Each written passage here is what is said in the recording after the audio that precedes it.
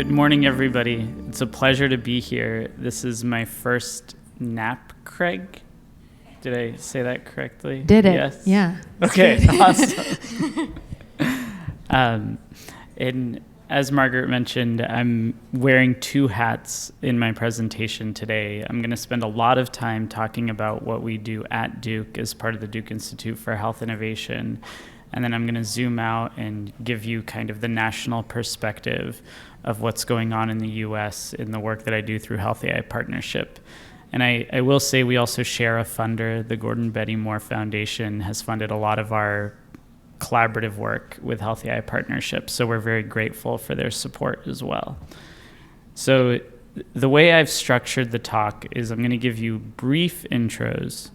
So I'll do brief intros of the team I work for at Duke.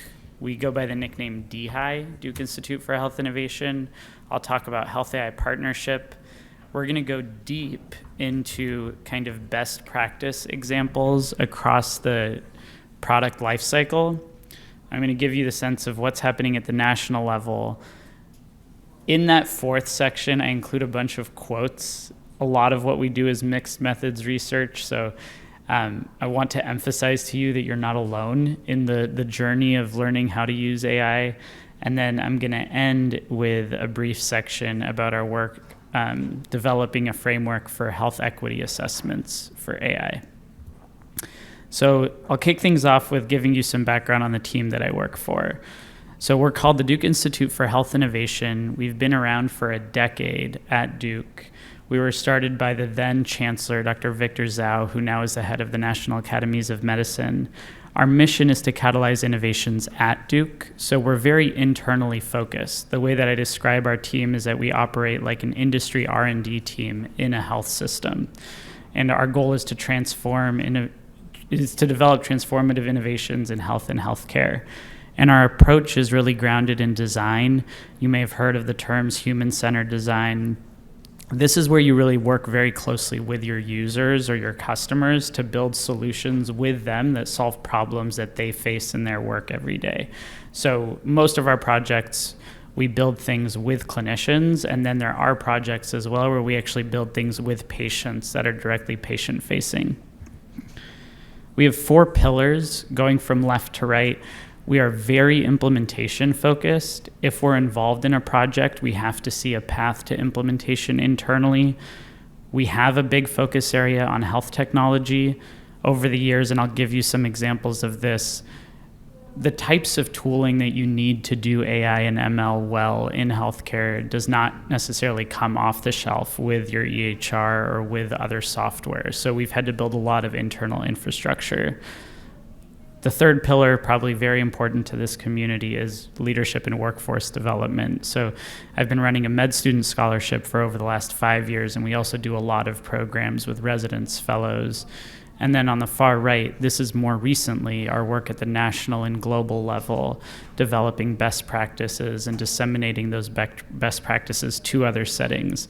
I will say, I'm not going to talk about it much in this talk, but if you're interested in global health, you can find me afterwards. We've been working with a different foundation with Aga Khan University in Pakistan, in Karachi, for the last 2 years, helping them develop and build algorithms for use in their context. And it's like totally different and has an entirely different set of learnings. So the 2 structured ways we work on projects. I'm going to talk more about the request for applications on the left-hand side in the presentation as a best practice. But the important thing to call out there is it's top-down and bottom-up. We work with our C-suite, the senior leaders of the organization, to define strategic priorities, and then we put out a call, and then frontline workers submit proposals to work with us. On the right-hand side is more of a Shark Tank, and this is something that it's my view. I think this is maybe different than the way most people think of research. When you're doing research with AI or machine learning, you are building products that can have commercial value. And so a lot of the things that our clinicians build actually end up getting licensed externally, or people have started companies around. So this is definitely an area of research where if you build things that work, like the path to translation and commercialization, at least in the software world, is like much clearer. So I think it's, even if it's not something that you directly are thinking about, it should be on your roadmap if this is the type of work that you think you're going to be doing. This is our current request for applications. The deadline is this Friday. So just to give you an example of over the next year, we're going to be working intensely on generative AI and large language models. And we work across the spectrum: inpatient, outpatient, direct to patient. So I'm going to give you lots of different examples from lots of different disease conditions. Okay. Next is Health AI Partnership. So this started about 2 years ago. The Gordon and Betty Moore Foundation reached out and we started a dialogue around how do we start to build capacity at health systems across the country. So we reached out to folks at different health systems that we knew, and we did intentionally try to get a mix of some large academic medical centers and some smaller settings. So we work with OCHIN, which folks here may be familiar with. They support over 1,000 community health center sites across the country. We also work with Parkland Hospital in Dallas, Texas, Kaiser, Hackensack Meridian, so a mix of academic, non-academic community settings. Our mission is to empower healthcare professionals to use AI effectively, safely, and equitably through community-informed, up-to-date standards. The space is moving fast, and we've convened folks to help develop and maintain content that's usable. This is all public. You can go to healthaipartnership.org, and you can actually see a lot of the things that I'm going to be talking about. Our values, going from left to right, advancing health equity. One thing I want to call out here is you need to think about health equity at the level of the specific solution or product that's being evaluated, as well as the implementation context. So you can have equitable solutions that are used at Duke but are impossible to implement in a community setting. And then you also can do a lot of work to build capacity in community settings, but then use tools that don't actually advance health equity. So you need to think about multiple levels there. We want to focus on use cases that improve patient care, improve the workplace, and we're trying to cultivate the community of practice. I'm going to talk a little bit more about these, but high level are two major outputs from phase one. We're just about to launch phase two. On the left-hand side was specifying the procurement milestones of AI. So the question at the end of the last speaker of like, what do you do when an organization tries to sell you something? Like, these are like, we try to help walk you through that very explicitly. And then on the right-hand side, this will be the last section of my presentation, is how do we help organizations answer the question that's in quotes there? Our health system is considering adopting a new solution that uses AI. How do we assess the potential future impact on health inequities? Okay, so that's like the background, the different lenses through which I do this work. And now I'm going to talk about lots of examples. Okay, so this is what we determined as the 8 key decision points across 4 phases in the AI product lifecycle. So we're going to start from the left. You're procuring a solution. Number 1 is to identify and prioritize a problem. And I'll also mention, like, this is how the process should ideally look. Like, you probably already are being sold things for problems that you don't even think you have. So, like, that happens. That's out of my control. If you're like starting on working on a project, you should start at number 1. Like, what's the problem you're trying to solve? Okay, so we have a very structured process for this at Duke that we've refined over the last decade. So this is our request for applications.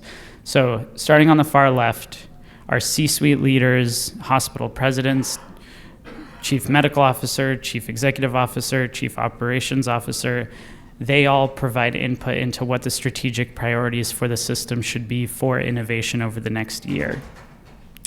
Once we have those strategic priorities, we put out the request for proposals. Every year we get between 60 and 80 proposals from frontline workers. It comes from nurses, physicians, physical therapists, pharmacists.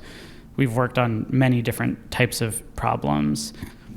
Those are sent to business unit leaders for written reviews. These are short proposals, 2 to 3 pages. The top 20 about are presented to the senior leadership, and then senior leadership picks about 10 for us to work on. And then we actually embed ourselves on the team full-time onto the portfolio of projects that we're working on. So once the projects are selected, we work with frontline workers and business unit leaders throughout. One important thing to call out here is probably 5 or 6 years into running this, we added the requirement for that middle swim lane for the business unit leader who controls resources. The way most health systems are set up is that budgets sit within departments or sit within different facilities. And if you don't have alignment from your department or facility to sustain an innovation, even if it is successful, like it's likely that even if you do something well, that doesn't get operationalized. So needing to map out kind of org structure and funds flow is something I've learned over the years. And then we work with those teams to pilot and then make the decision with the C-suite again of whether it should be sustained. And we view it as our role on the innovation team to drive iteration and communication across these different levels of the organization. Okay. Number 2 is evaluate AI as a viable component of the solution. So that is worded very carefully to emphasize that AI is not assumed to be helpful to anything. And this gets me talking about one of my favorite topics, which is data quality. So this is really hard to read from the back, I can imagine. So I'll at least try to describe what these different steps are. So starting from the left, you're going to see lots of swim lane diagrams because we think lots about process. Like the people involved in data quality assurance are a project manager, a data engineer who understands the source data systems. So if you're planning to implement something, you have to understand what technology infrastructure exists in your environment. You need clinicians who are familiar with that disease or with that condition and the care delivery. And then you need a data scientist who can run analyses, generate visualizations of data, and help kind of calculate to what like distributions of values, missingness of values. So nothing crazy, but someone with technical skills. And going from left to right, we have to group data. We have to show it to clinicians, make sure they understand and they're giving input on what the types of data elements should be used in a model. We have to process that data, normalize it. We follow PCORI's harmonized data quality kind of practice of completeness, conformance, plausibility, and we actually have clinicians attest to every single data element, whether it is sufficiently complete, conformant, or plausible. And I'll show you examples where like every project that we've worked on, we've thrown out data which was not fit for use. I've like never worked on a project where every piece of data was there and looked fantastic to use. So some examples. Okay. I worked on a big kidney disease project years ago that was trying to do longitudinal modeling of kidney function. So on the left-hand side, that is about like 15 different ways that serum creatinine is captured at Duke. And if you ask somebody for creatinine values, like you have no idea what they are giving you or if they're giving you everything. And so we've built a lot of process to like monitor our metadata.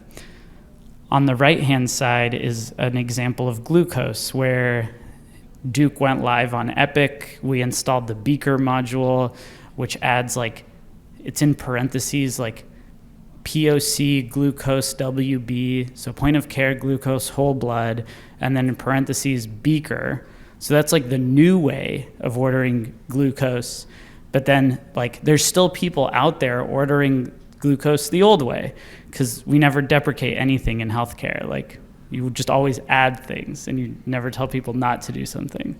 So like there's still people ordering it the old way, and you have to make sure if you're trying to go get all your glucose values that you like go get everything. So these are some just fun random stuff. I worked on sepsis, and we were trying to curate this cohort of episodes in the hospital and then model sepsis as an outcome. And the first 3 months in the data set, there wasn't a single sepsis episode, which like should make you scratch your head because something's not right. Okay, so part of the sepsis definition was a blood culture order as a proxy for suspicion of infection in the emergency department. So what happened, on the top is the field called component name, which in Epic is like the primary way that like labs are organized. And in the first 3 months of the data set, the component name for blood cultures was called report. Not all that helpful. What's on the bottom is a field called order description, which the order description is culture, blood. The funny thing that happened, there were 3 months where the results were coming back with the name report. The clinicians on the front lines couldn't find the blood culture result, so they ordered it again. And that's why for those 3 months on the bottom, you see like 30 to 40% increase in the ordering of blood cultures because they were just lost in the system. So data quality. Okay. So we're going to assume now that you have a problem, you like think AI could be part of the solution, and you're either going to build or you're going to adapt an existing solution. So here's just like a bunch of different types of model measures to think through. So like there's the performance of the model itself, there's the performance of the software. So if you need to integrate with other systems, you need to test like how long does it take to like go get the data that you need to run the model. If I need to generate predictions every 5 minutes, can I do that? Can I generate predictions every 5 minutes on 1,000 people? Like how many computers do I need to do that? So like all of those questions, obviously clinical effectiveness, usability, this is where mixed methods comes in, like get people on the front lines, get people interviewing, observing clinicians, safety and security, so a lot of cybersecurity, a lot of like information security, and then from a business standpoint too, is this something that's creating value that your organization is capturing? So I'm going to give you some concrete examples.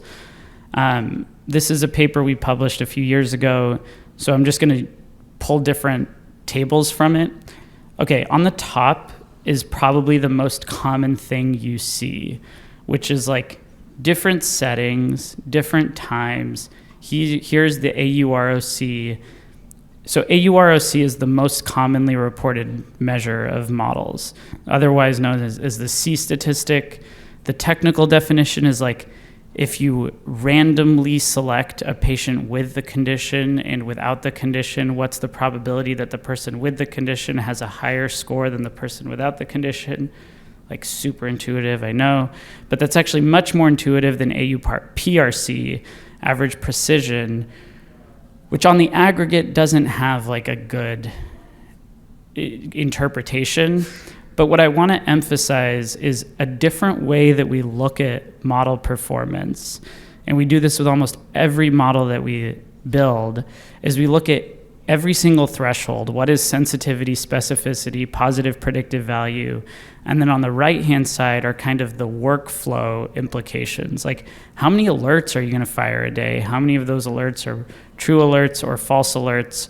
And another measure that I really like is it's called number needed to evaluate. So it's similar to number needed to treat, but the idea is it's the reciprocal of positive predictive value, where it just gives you a sense of like, how many alerts do I need to see before one of the alerts that I see is likely to be somebody who's actually going to go on to like have the bad thing happen. So these for me are much more intuitive, and I'll go back up one. The PR curve on the bottom right, the axes, precision and recall, those are the computer science terms, but it's essentially positive predictive value on the y-axis and sensitivity on the x-axis. That curve for me is like way more helpful because you can actually track the trade-off along the curve of how many alerts do you have to fire to get any increase or drop in sensitivity. So I guess part of my message there is like never stop reading at the C statistic because like that's not all that helpful. Okay, the next one is like you've got your measures. Now you actually have to go figure out how to integrate the thing into a workflow. So for this one, I'm going to use the example from the Kidney Disease Project. So from that graph, you saw that like we went back and we tried to collect every single creatinine value that had like ever been collected at Duke. So this is what it looks like for a single patient. This is 15 years of serum creatinine values converted to eGFR, and you see the dots kind of like going down.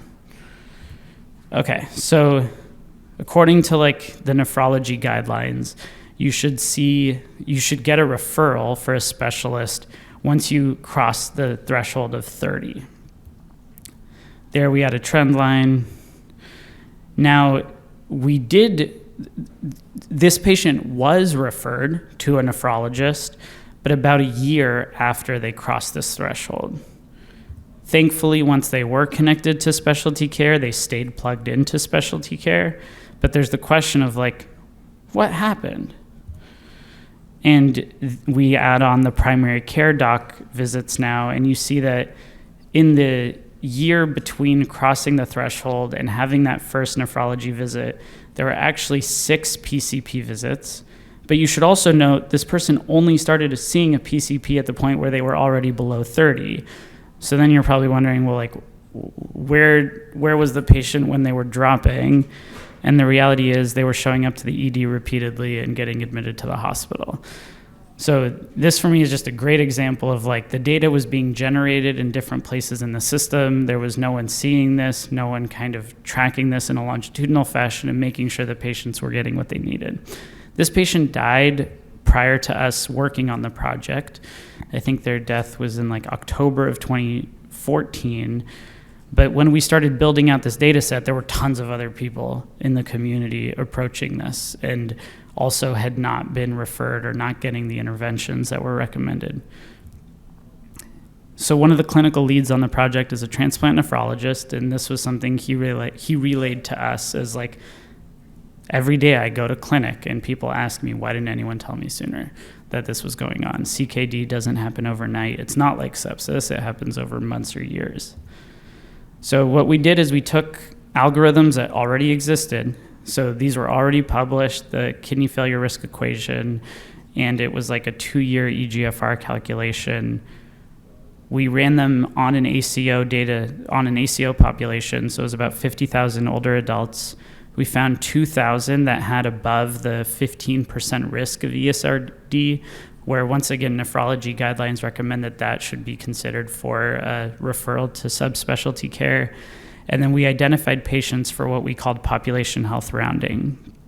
And so this was a new workflow where the ACO actually paid to bring together a PCP, a nephrologist, a pharmacist, and a care manager to sit around a table, review the high-risk patients, and then send recommendations to the PCP in anticipation that some care gap existed, that the patient should have some intervention. So here's just during the pilot month to month, how many cases were reviewed, the different types of interventions that were carried out.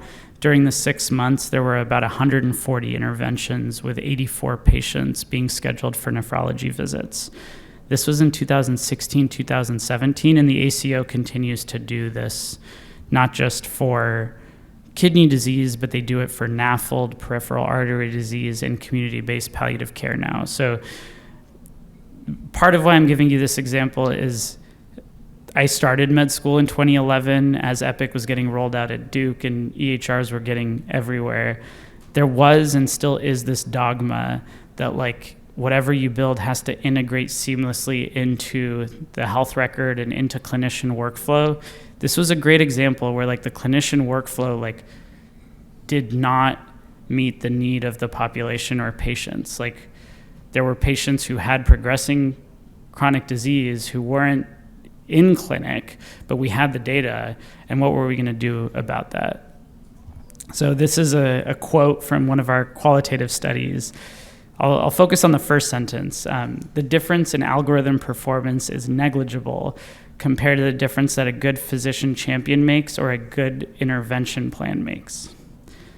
So think a lot about your workflow. One of my mentors, he used to include this slide in every presentation he gave, and I still laugh at it.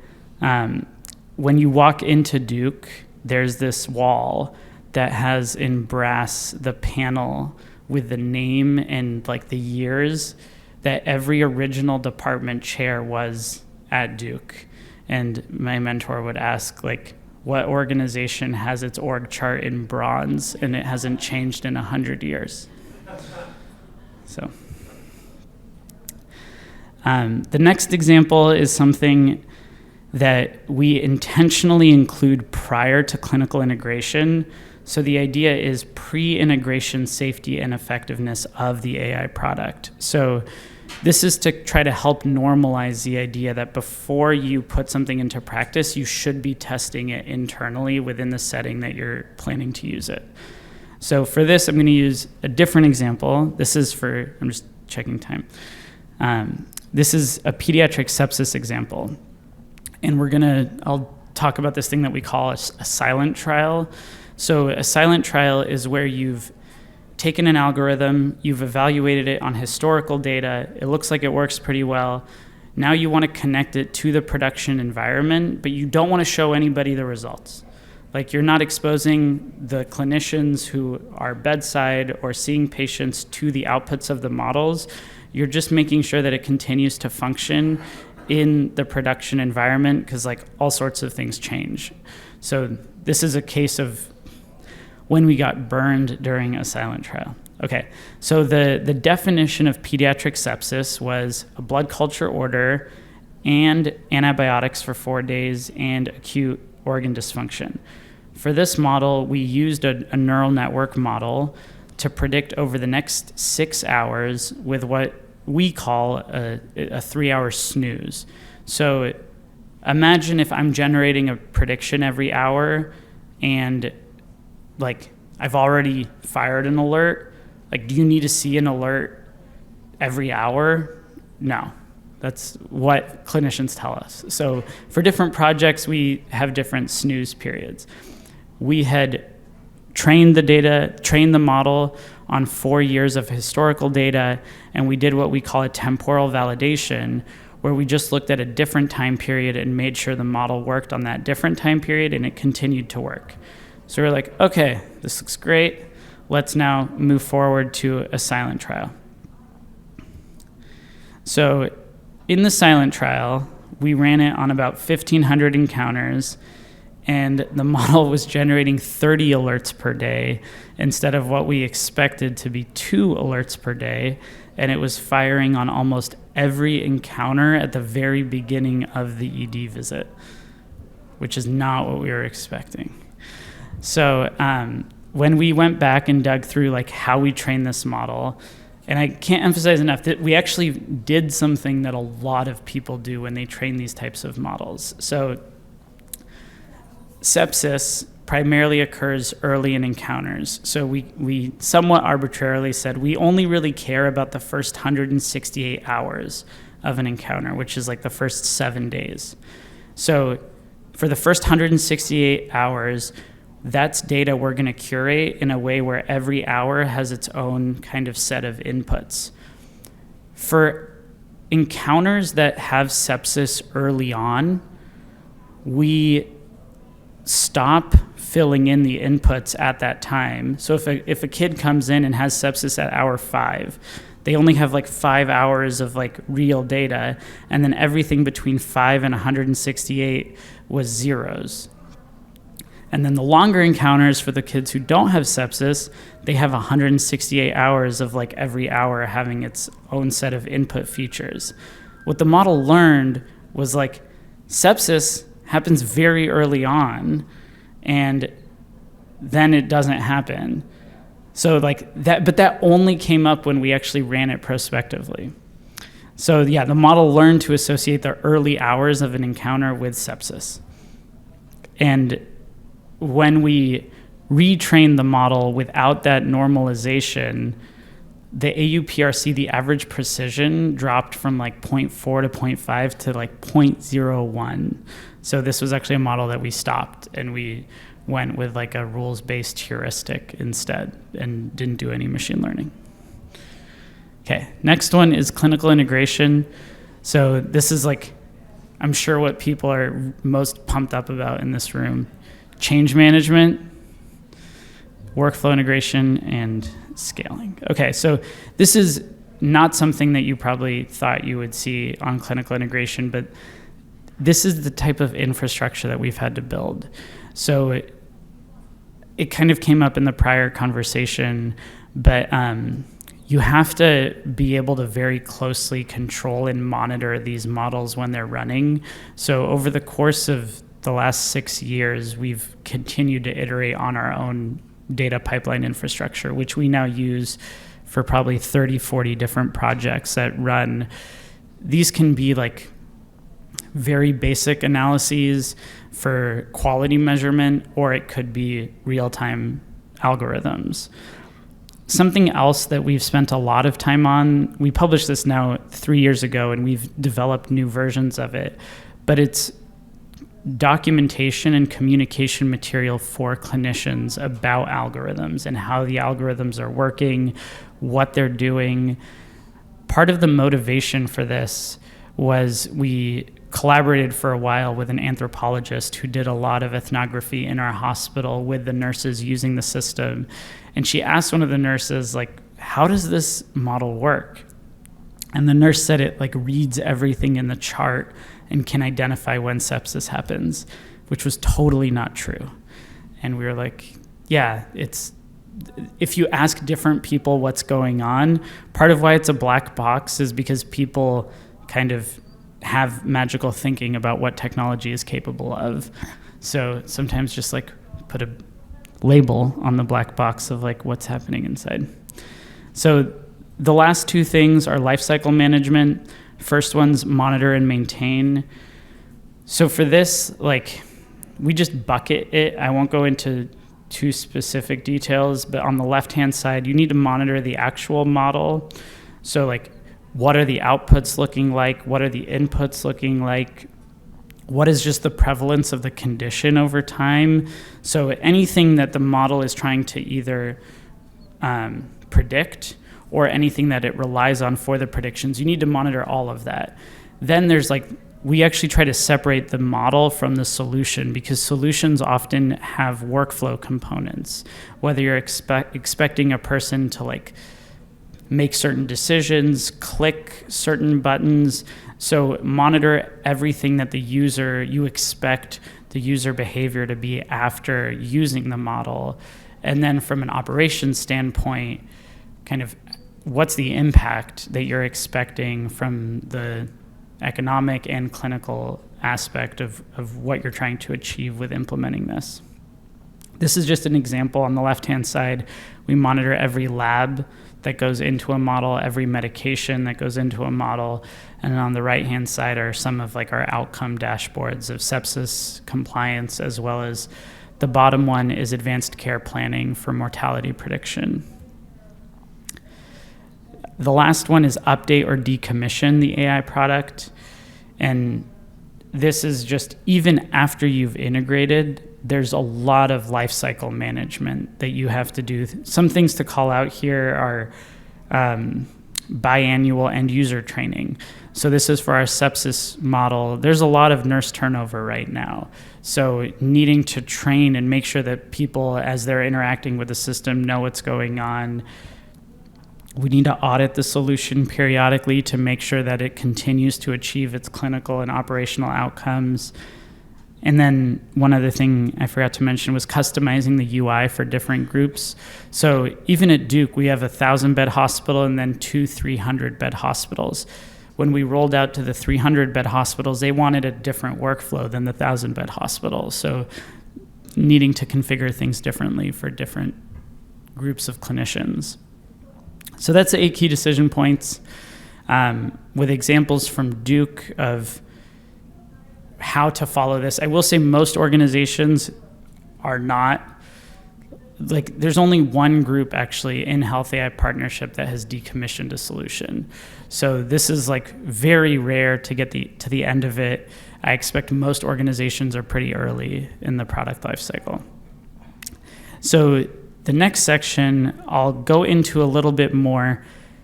How did we get to 8 key decision points? And I include a lot of quotes here that I think are really great from the different folks that we've spoken to across the country.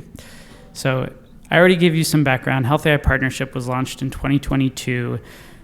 We started the project by doing extensive stakeholder engagement. We interviewed over 85 people. We worked with IDEO.org to do multiple design workshops with our different sites to understand what would be most helpful for them in terms of building out resources. And then the two work streams were creating the standard set of procurement milestones and fostering that community of practice. I'll skip some of these. I already told you about the mission. Vision is to be the trusted source of actionable and contemporary guidance for healthcare professionals adopting AI. We went through values, and then I just encourage you to go to healthaipartnership.org. You can see everything that I'm talking about. Okay, so there were 85 interviews with 89 professionals. Most interviews were folks situated within health systems. So it was a mix of clinicians, folks who work in technical leadership roles, operational leadership roles, regulatory roles, and then we complemented the folks within the health systems with what we called key informants. So these are experts in bias, ethics, community engagement, organization behavior, regulation, and credentialing. So I know that this will be hard to read from the back, so I'll try to read through some of these. I included these quotes not only to tell you that you're not alone, but to tell you it's messy out there. Okay, so this quote is from a technical leader talking about procurement. It happens at the C-suite. It happens in the front lines. So we'll have situations where faculty will have a connection with a company, and they'll also have some leadership role in their department or division, and they will bring a new technology, like an AI technology, into their group for evaluation. And sometimes that happens, and we only find out about it later that it hasn't gone through the appropriate risk assessment, security assessment, etc. So things are entering healthcare in all sorts of ways. Another quote. I see these products are really being able to sharpen our clinical predictive skills. So much of our time and effort and moral distress is spent with clinical uncertainty and a lot of money.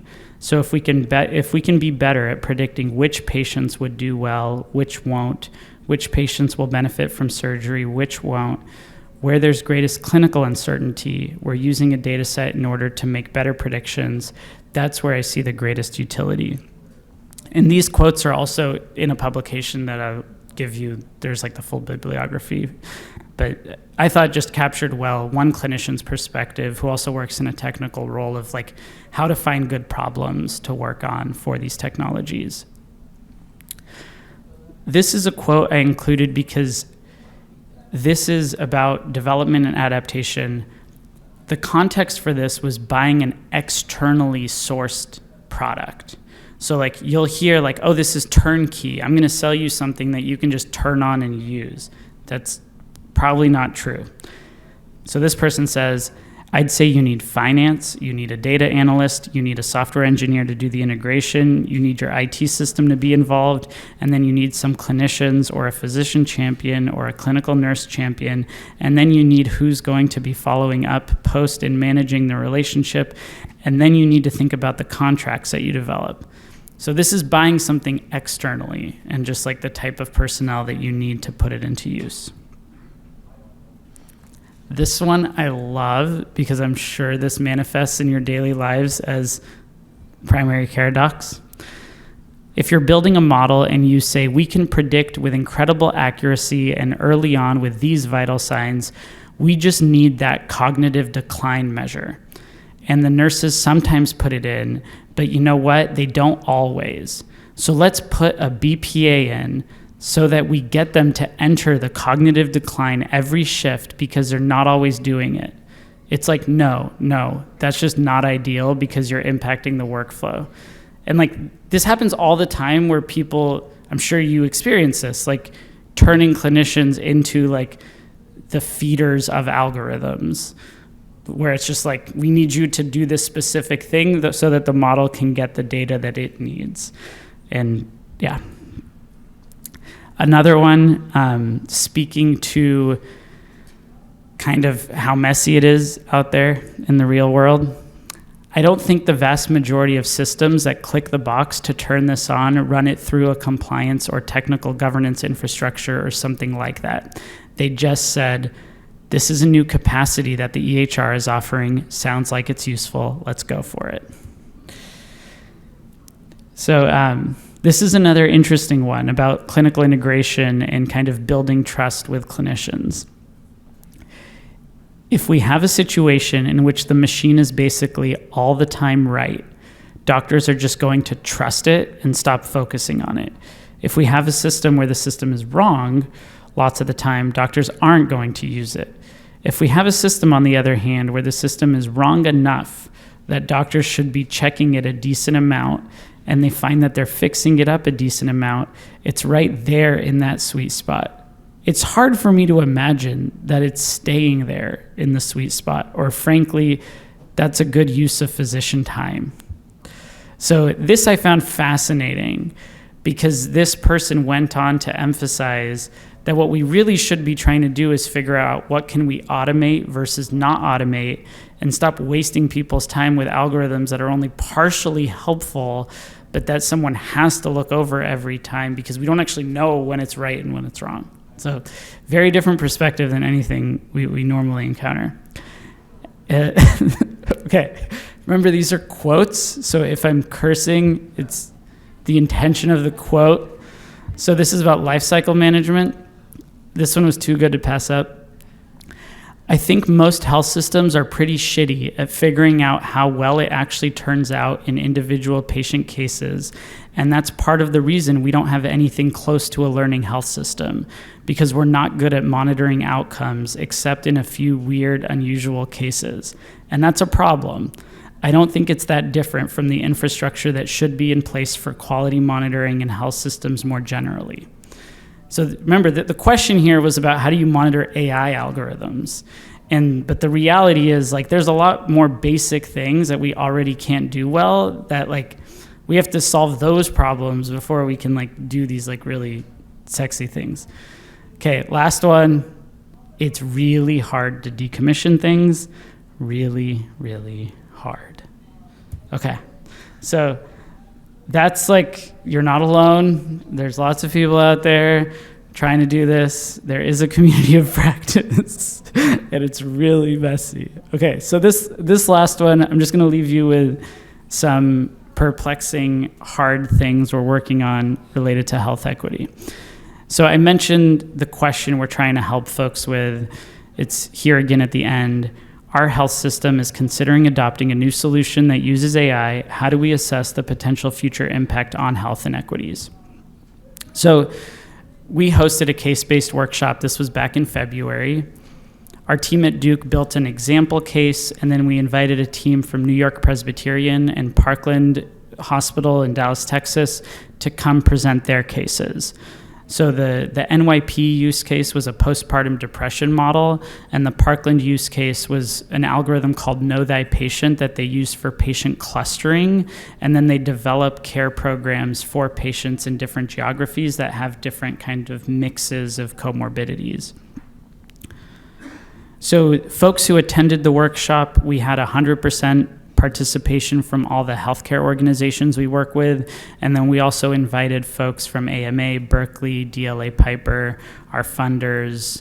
And we've been partnering with PLOS because we're actually going to be publishing these manuscripts with PLOS Digital Health. The feedback, we had 77 participants, 40% submitted their kind of survey responses. The most important thing for us, honestly, was safeness.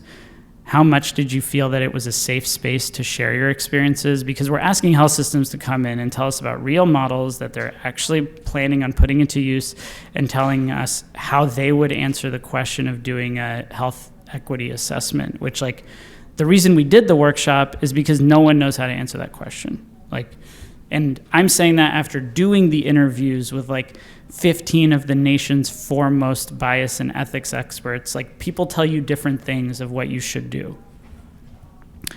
So this is just the different roles that we had in developing the framework. We had the case study presenters. We invited a separate team of what we called framework developers. This had 6 different people on it. There was a clinician, a community representative, a computer scientist, a project manager, a legal expert, and a socio-technical scholar, so a social scientist. We had the leaders of Health AI Partnership, the workshop participants, and then we had a small group of design researchers who are actually building out the framework. So we're really into design and co-design. So this was like a 4-step process. 2 steps were divergent thinking, so getting people to broaden the different ways that they thought we could do something. And then 2 steps were convergent, trying to kind of land people on the same page of what we thought everyone should know about. So we did the case studies, we did the workshop that involved everybody, and we initially asked people to identify, what do you think are the domains? So kind of different domains of assessment. So if you're looking at an algorithm, what are the different kind of themes of the ways that you would want to assess that algorithm? Then we brought the framework developers and the design researchers together to synthesize those assessment domains and come up with kind of what are the set of analyses you should do. Then we did a bunch of user testing where we sent that initial prototype to different teams that work on algorithms. We asked them to apply it, give us their feedback. And then the last step was what we're publishing. And I'll point you to the preprint so you can go see it.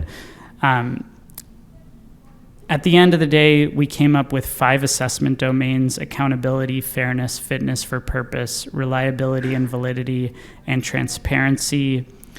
And then this is a lot. We came up with 37 steps of 37 different things that teams can do across the 8 key decision points. And I can emphasize, there's actually more things that you need to do if you're purchasing a solution from an external vendor than if you're building it internally. Because if you're building it internally, you at least can feel relatively confident that the training data reflects the environment in which you're going to be using the solution.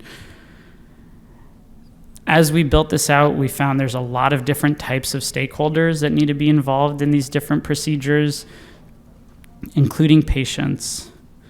And there's lots of different data sets that you have to be able to access, like your local retrospective data.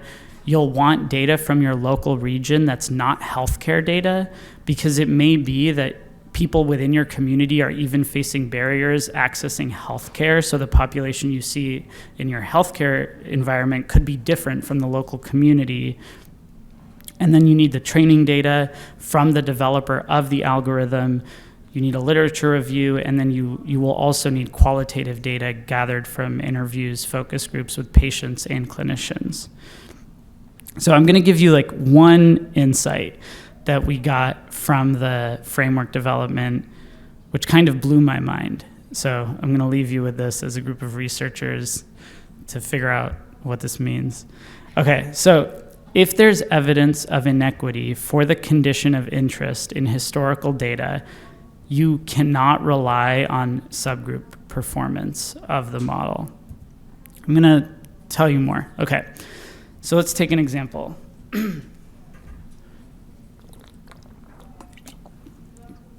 So peripheral artery disease, which is a condition that we've worked on. I don't think I'm saying anything too controversial by saying, let's assume that there are inequities in care and barriers to care for Black adults to get diagnosed and treatment for peripheral artery disease. But so we're going to draw this line, and we're going to say the white adults are on the left, the Black adults are on the right. Positive cases are filled in blue, negative cases are empty white. Okay, so let's imagine that the true prevalence in these 2 subgroups is the same. So out of 20 white adults, there's 4 who have PAD. Out of 20 Black adults, there's 4 who have PAD. But now, let's imagine that 6 of the 20 Black adults face barriers to care, and they're not able to access care to get diagnosed. So for those 6 people, we see no PAD. We think they're negative. So now on the left-hand side, your observed prevalence of PAD is still 20%, 4 out of 20. On the right-hand side, your observed prevalence of PAD is 10%, 2 out of 20. Now let's run a model on these patients on historical data. So in both the left and the right-hand side, the model identifies 8 patients as high risk of PAD. On the left-hand side, the observed positive predictive value is 25%. The observed sensitivity is 50%. On the right-hand side, the observed positive predictive value is 0, and the observed sensitivity is 0. But that's not true, because the true positive predictive value on the right-hand side is actually 25%, and the true sensitivity is 50%. So the model performs the same on Black and white adults. There are Black adults who face barriers to care, who don't have accurate outcome labels in the historical data, and the model looks like it doesn't perform at all on Black adults. And it would be, like, if you asked me prior to working on this, like, would it be reasonable to advise an organization that sees disparate performance on a marginalized and advantaged group to, like, be concerned about the model? I would have said, yeah, like, that's like a reasonable thing, but it's not for conditions where there's historical evidence of disparities. So in this scenario, the model looks like it performs worse on Black patients because of a diagnosis inequity. If the diagnosis inequity were addressed, the model performance on Black patients would be the same as on white patients.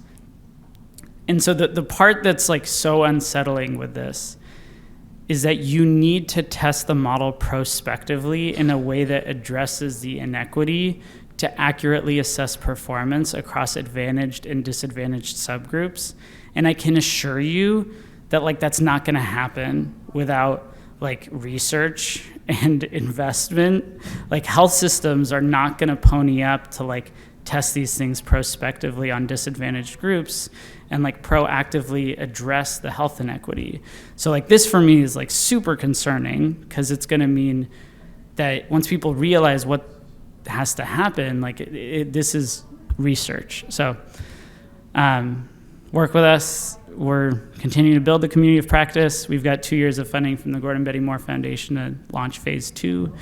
And here's all the publications you can go read. Thank you.